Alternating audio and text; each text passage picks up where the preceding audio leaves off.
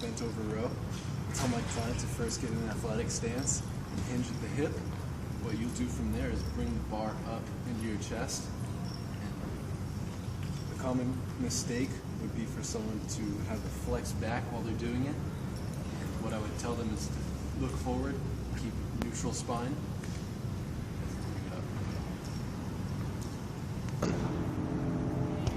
For my push, I'll be demonstrating the bench press.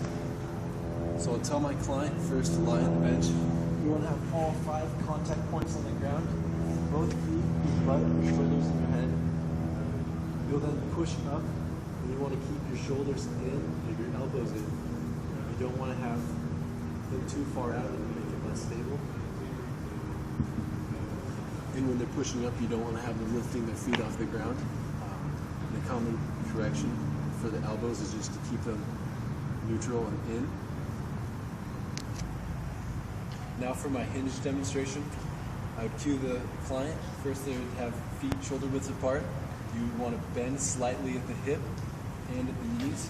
When you're going down, you want to keep a neutral spine and making sure that you're not flexing the back.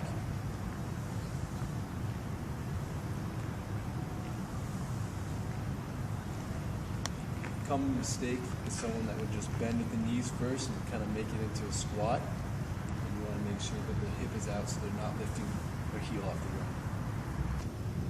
I'm now going to demonstrate my squat. We're going to imagine this is a barbell, say 45 pounds. What you're going to do when you cue it is you're going to have the client separate their feet, shoulder widths apart. You're going to tell them as they proceed through the squat, they're going to push their hips out first and then the knees. Hold the barbell in between the shoulders, close to their chest, so it's not out far. As you go down, you're hinging at the hip first. You're coming back up, hip out first. Common mistake would be to have a flex back. You want to have a neutral spine, and then as you push up, you want to have your feet solid to the ground. You don't want to have your feet off the ground or have your heels to the ground. Now I'll be demonstrating a carry. To cue the client, I'll have them pick up the weights. You want to have them keep a neutral spine and upright, have their shoulders back. As they carry the weights, on bilateral weights on each side, I want to have them not lean to either side. So I'll go forward. A common mistake might be that they're leaning too far forward if the weights are too heavy. Do that by telling them to keep their shoulders back. Scapula elevated.